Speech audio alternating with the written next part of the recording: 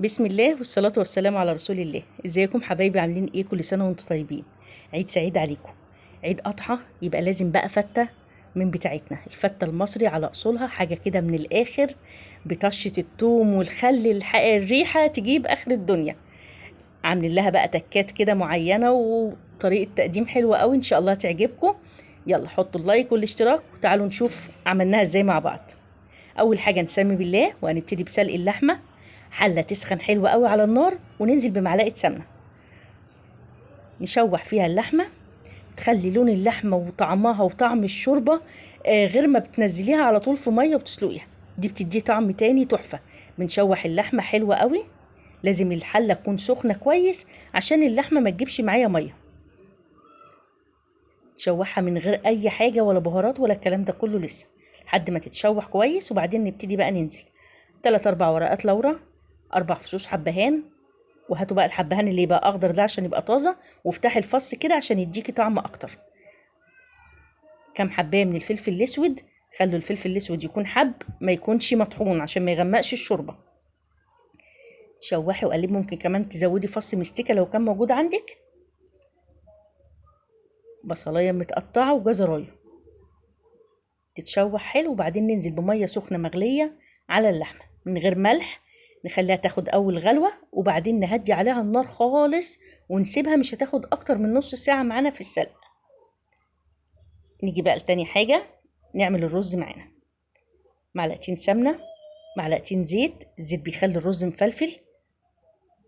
وادي فص حبهان كده عشان نخلي له طعم حلو، ممكن تحطي فص حبهان، ممكن تحطي عود قرنفل، ممكن تحطي فص مستكه. وشوحي بقى الرز وشم بقى الروايح كده وانت بتعملي الفتة، حاجة كده من الآخر. تشويحة الرز دي بيطلع معاكي بقى مفلفل، ما يطلعش معجن.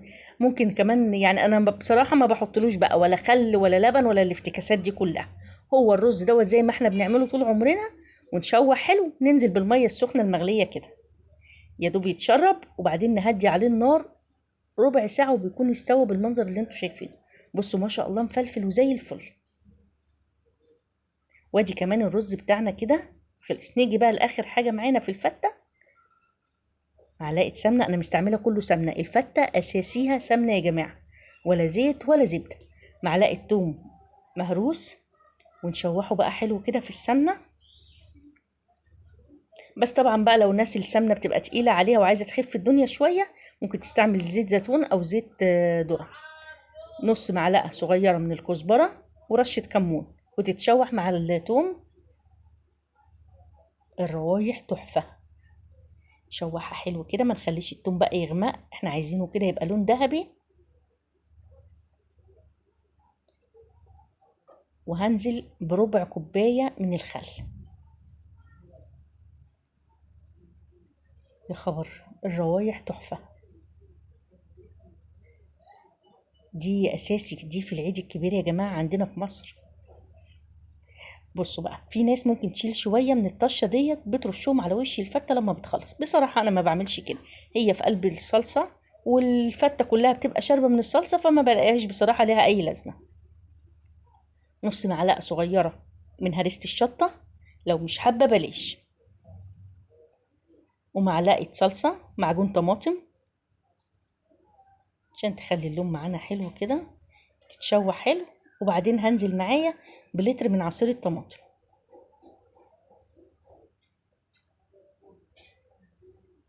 نحدقها بقى ونحط التوابل، ملح وفلفل ورشة سكر، ونسيبها لما تتسبك.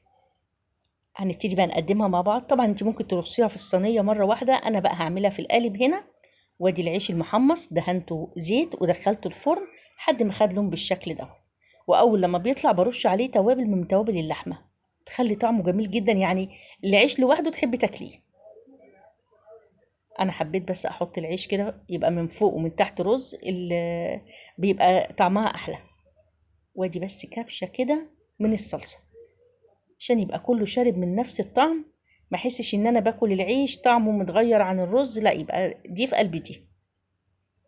يا ريت بقى لو وصلتوا معايا لحد هنا، يا ريت ما تكونوش نسيتوا الاشتراك واللايك، دعموني، بحبكم في الله جدا. ومش عايزه اقول لكم تعليقاتكم دي واشتراكاتكم بتفرحني جدا. نقفل بقى بالرز. بصوا الرز ما شاء الله مفلفل ازاي.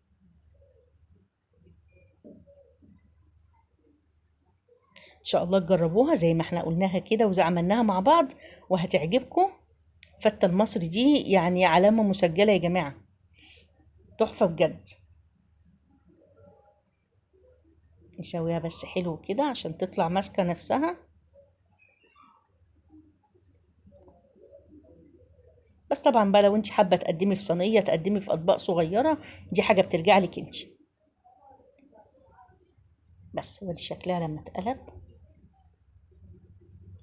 شوية بقى من العيش عشان انا عندي هنا كائن بيحب العيش الايه المحمص ده كده، ما بيحبوش طري في وسط الفتة.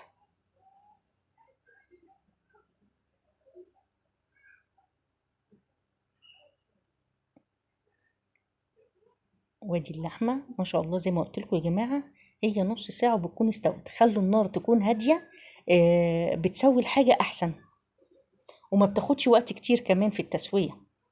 وادي بقى اخر حاجة، صوص الطماطم ده بالخل والثوم، ريحته تحفة وطعمه بجد بينقل الفتة في حتة تانية.